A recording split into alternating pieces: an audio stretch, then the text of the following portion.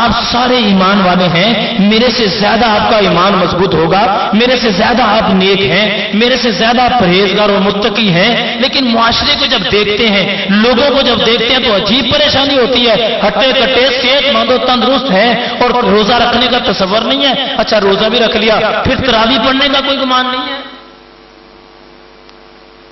نمازوں کو یعنی رمضان کے اندر بھی نمازیں قضا کر دینے،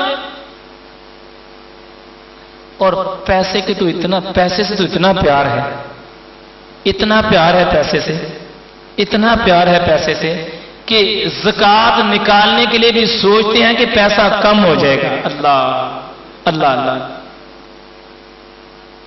اللہ قرآن میں فرماتا ہے کہ میرے دیے ہوئے میں سے تھوڑا تھوڑا میری راہ میں خرچ کرو، زیادہ نہیں، سارا نہیں، میرے دیے ہوئے میں سے تھوڑا میری راہ میں خرچ کرو، اللہ قرآن میں فرماتا ہے۔ اور بندہ کیا کرتا ہے؟ بندہ کہتا ہے نہیں، یہ تو میں نے محنت کی ہے، میں نے مشقت کی ہے، صبح جاتا ہوں رات کو آتا ہوں، رات جاتا ہوں صبح آتا ہوں، یہ تو میری محنت کا صلہ ہے۔ اور پگلے اگر محنت پہ ملنا ہوتا، مزدور صبح اینٹیں اٹھانا شروع کرتا ہے اور سارا دن اینٹیں اٹھاتا ہے، 300 روپے اس کو دیہڑی ملتی ہے، اگر محنت پہ جائے تو سب سے زیادہ تو محنت پہ اس کو ملنا چاہیے جو صبح آگ کی بٹی کے سامنے کھڑا ہو کے سارا دن مزدوری کر کے رات کو 300 روپے اپنے بچوں کے لیے لے کے چلا جاتا ہے۔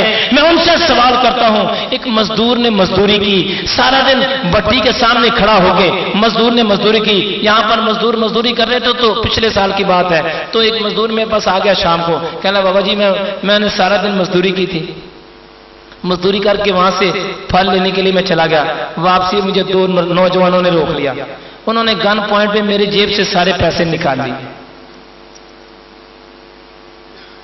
کہہ رہے میرے چھوٹے چھوٹے 3 بچے ہیں اور میں نے سامان لے کے آنا تھا بھی اپنے بچوں کے لیے، تو مجھے وہ بندہ مل سکتا ہے، کوئی تعویذ مجھے دے دے، کوئی بندہ مل جائے۔ اللہ، وہ ظالم سوچ تو صحیح کہ جس مزدور نے مزدوری کر کے اپنے بچوں کا پیٹ پالنا ہے، قسم اللہ پیدا کرنے والے کی ایسے شخص کو خالق کبھی معاف نہیں کرے گا جب تک وہ بندہ معاف نہ کرے، کیونکہ یہ حقوق اللباد میں آتا ہے، حقوق اللہ میں نہیں ہے۔ یہ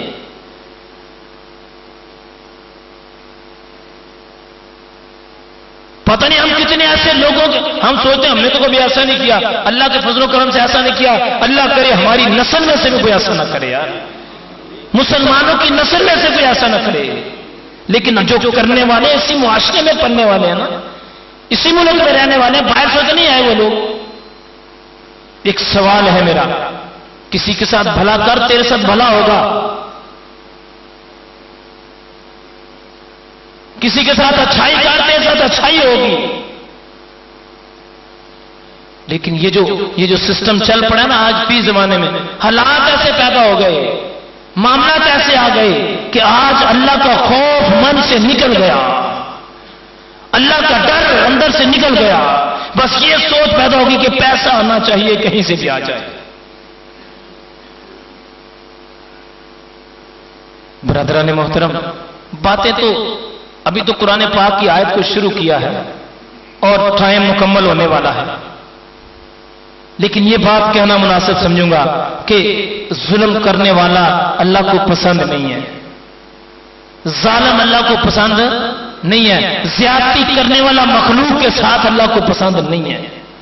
آپ فیصلہ کریں، جو بندہ جھوٹ بول کر سودا بیچتا ہے وہ زیادتی کر رہا ہے کہ نہیں کر رہا؟ جو غلط بیانی کر کے قسمیں جھوٹی کھا کے سودا بیچ رہا ہے وہ ظلم کر رہا ہے کہ نہیں کر رہا؟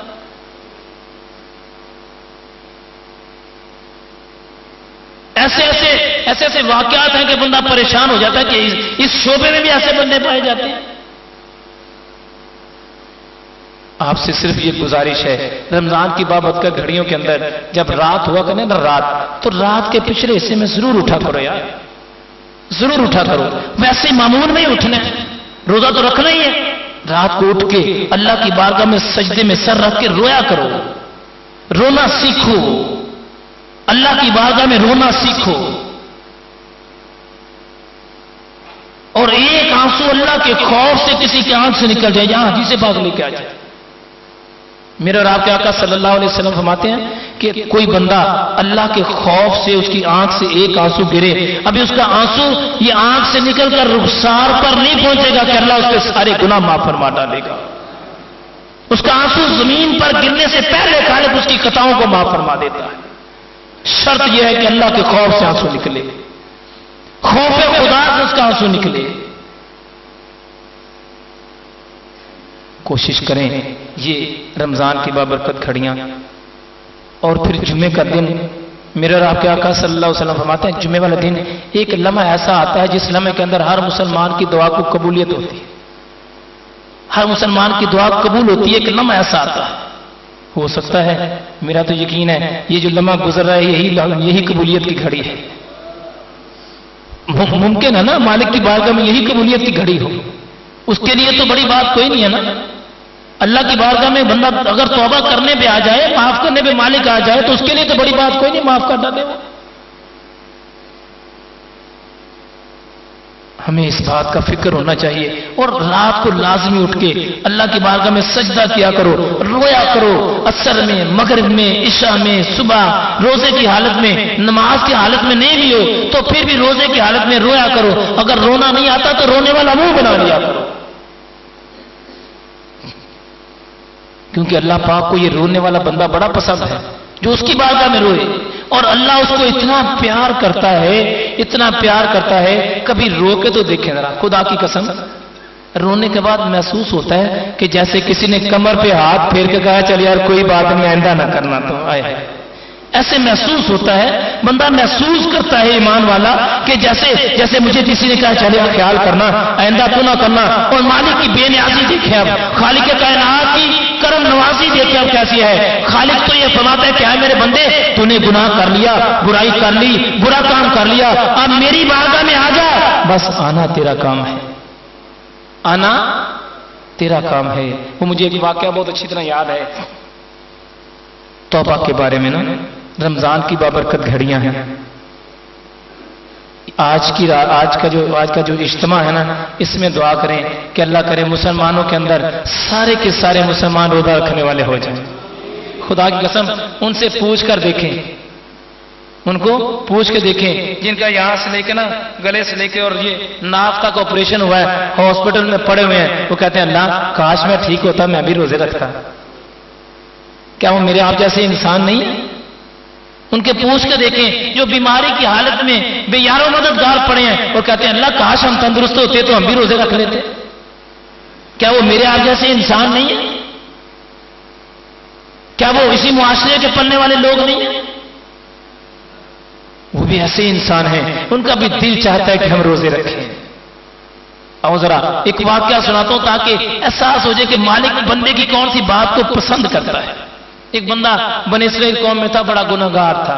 میں تو یہ کہوں گا میرے سے زیادہ نہیں ہوگا، میں ذاتی طور پر اس سے زیادہ. آپ تو پھر بھی نیک ہے نا. میں جب اپنے اعمال کو دیکھتا ہوں تو بڑی شرمندگی ہوتی ہے. پھر کہتے ہیں مالکا تیرا کرم ہے کہ تو نے پردہ رکھا ہوا ہے. بندہ بنی اسرائیل قوم کا تھا، کہنے لگا اللہ، اس کو پتا تھا میں بڑا گناہگار ہوں. سے آ کر اس نے اپنے بچوں کو بلایا، جوان بچوں کو. اس نے کہا بیٹا بات سنو میری، میں نے زندگی میں کبھی کوئی گناہ چھوڑا نہیں ہے. ساری زندگی میری گناہوں کی دلدل میں گزر گئی ہے. مجھے پتا ہے میرے ساتھ سلوک اچھا نہیں ہونا، کیونکہ نہ میں نے کبھی معافی مانگی ہے اور نہ میں نے گناہ چھوڑا ہے کبھی. تم ایک کام کرنا، مجھے اس سے بڑا ڈر لگتا ہے اپنے رب سے. تم ایک کام کرنا، جب میں مر جاؤں تو میری وصیت ہے کہ میری لاش کو جلا دینا. کیا کرنا؟ میری لاش کو جلا دینا. ان کا بجان اب اللہ خیر کرے، جیسے باپ اپنے بچوں سے کہتے ہیں، جیسے بچے آگے سے کہتے ہیں اب بجان کیا کرنا؟ کہ نہیں بیٹا اگر تم میری وصیت پر عمل نہیں کرو گے قیامت والے دن تم دیندار. ان کا ٹھیک ہے بجان ایسے ہی کریں گے. اللہ کا کرنا وقت کے مطابق وہ بندہ دنیا سے چلا گیا. اب کون ایسا بچہ ہے جو اپنے باپ کی لاش کو جلائے؟ مسلمانوں میں تو نہیں ایسا ہوگا، لیکن چونکہ وصیت ہی نہیں عمل کرتے قیامت والے دن کسی طریقے سے اپنے باپ کی لاش کو جلا دیا. جب جلا کے اس کی راکھ پھینک کے آ گئے، اللہ پاک نے جبرائیل علیہ السلام کو کہا جبرائیل ادھر آ، اس کی راکھ کو اکٹھا کر، اس کو دوبارہ بندہ بنا. اور اس سے پوچھ اس نے یہ کیوں کیا؟ ہائے ہائے. کو دوبارہ صحیح کرو اس کے ساتھ، دوبارہ اس کا جسم صحیح ہوا۔ یہاں ایک سوال پیدا ہوتا ہے، یہ کیسے ہو سکتا ہے؟ وہ پگلے سوچ تو صحیح، گندے نطفے سے تجھے بنا دیا ہے، تو کہتا ہے یہ کیسے ہو سکتا ہے؟ جو نطفہ کپڑوں پر نماز نہیں ہوتی، تجھے اس سے پیدا کر کے اتنا قابل بنا دیا ہے، اور تو کہتا ہے یہ کیسے ہو سکتا ہے؟ اللہ پاک نے دوبارہ بندے کو فرمایا اس کو دوبارہ بنا، دوبارہ بنا۔ اللہ نے فرمایا تو نے ایسا کیوں کیا؟ فرشتوں کو فرمایا چھوڑ دو، میں ایسے پوچھتا ہوں، اور تو نے ایسا کیوں کیا؟ وہ کیا کہنے لگا؟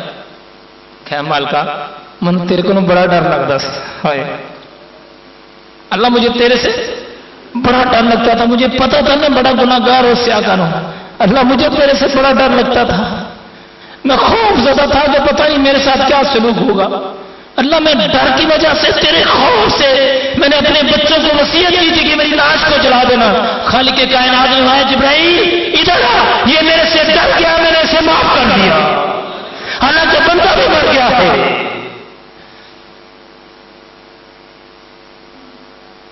بندہ مسلمان اللہ سے ڈرا کر خوف کھا اس سے جس کے قبضہ قدرت میں ساری کائنات کی جان ہے، تو اس کی نافرمانی کرتا ہے جو تیرا رب ہے، اور نافرمانی بھی ایسی کرتا ہے۔ فرمایا خبردار، شراب نہیں پینی تو شراب پیتا ہے، زنا نہیں کرنا تو زنا کرتا ہے، برائی نہیں کرنی تو برائی کرتا ہے، گندے کام نہیں کرنے تو گندے کام دیکھتا ہے، تو غیر محرموں کو نہیں دیکھنا، تو ٹی وی میں بیٹھ کے سارا دن ان کی تصویریں دیکھتا رہتا ہے۔ کیا تجھے خدا کا خوف نہیں ہے؟ مرنا تجھے یاد نہیں ہے؟ کیا اس مالک کی بارگاہ میں پیش نہیں ہونا؟ کسی شاعر نے بڑی پیاری بات کہی ہے، شاعر کہتا ہے اتھے عملہ تے ہونے نے نبیڑے، کسے نہیں تیری ذات پوچھنی، کانوں کڈنا تو نک نہ لکیراں تے دل دی لکیر کڈ لے۔ بچپن میں بھی گندے کام نہ چھوڑے، جوانی بھی اسی حرکتوں میں گزر گئی، بڑھاپا آ گیا پھر بھی حرکتیں نہ گئی۔ سوچو ذرا، اگر ابھی بھی خدا کا خوف پیدا نہ ہوا تو کب ہوگا؟ اگر ابھی بھی اللہ کی بارگاہ میں جھکنا نہ آیا تو کب جھکے گا؟ کب وقت آئے گا کہ تجھے رونا آئے گا؟ کون سا وقت ہوگا کہ تجھے رونا آئے گا؟ بنی اسرائیل قوم تھی نا، تو اس میں طرح طرح کے واقعات ہوتے تھے۔ موسیٰ علیہ السلام کو ایک بندہ ملا، کہنے لگا موسیٰ، جو ہاتھوں سے اور پیر اس کے کٹے ہوئے تھے اور ہاتھ بھی اس کے کٹے، بس ایسے جیسے ایک پڑا ہوتا ہے نا بندہ، جیسے ایک زندہ لاش پڑی ہوتی۔ اے موسیٰ میری بات تو سن جانا۔ موسیٰ کلیم اللہ علیہ السلام کہے ہمیں کیا بات ہے؟ اے موسیٰ اللہ سے پوچھ کے آنا میرا کہیں ٹھکانہ ہے، کسی جگہ پر میرا ٹھکانہ ہے؟ موسیٰ علیہ السلام کہنے لگے دیکھ یار تو معذور ہے، ٹانگیں تیری نہیں، ہاتھ تیرے نہیں، تو نے کیا کیا ہو؟ موسیٰ علیہ السلام نے اللہ پاک سے ہم کلام ہوئے پوچھا، اللہ پاک نے فرمایا موسیٰ ہاں اس کے لیے ہے، اسے کہہ دینا میں نے تجھے دوزخ کی دیوار کے اندر ایک سوراخ ہے، تجھے اس میں دینا ہے۔ اللہ، دوزخ کی دیوار ہے جس میں سوراخ، اس میں تجھے دینا ہے، تیرا وہ ٹھکانہ ہے۔ موسیٰ کلیم اللہ علیہ السلام پریشانی کی حالت میں آئے اور آ کے بندے نے پوچھا کہ اے موسیٰ میرے مالک نے میرے لیے کچھ حکم جاری کیا ہے؟ فرمایا ہاں ہاں تیرے لیے حکم جاری کیا ہے کہ تجھے دوزخ کی ایک سوراخ دیوار ہے، اس کے سوراخ میں تجھے دینا ہے۔ وہ بندہ مسکرایا، خوشیاں منائی اس نے۔ موسیٰ علیہ السلام کہتے ہیں پاگل دیکھ تو سی تیرے لیے حکم کیا آیا ہے؟ کہنا موسیٰ چھوڑ جنت اور جہنم کو، میرے رب کی بارگاہ میں میرا کوئی مقام تو ہے نا یار، میرے اللہ کی زبان پر میرا نام تو ہے نا، مجھے جنت جہنم سے کوئی غرض نہیں ہے۔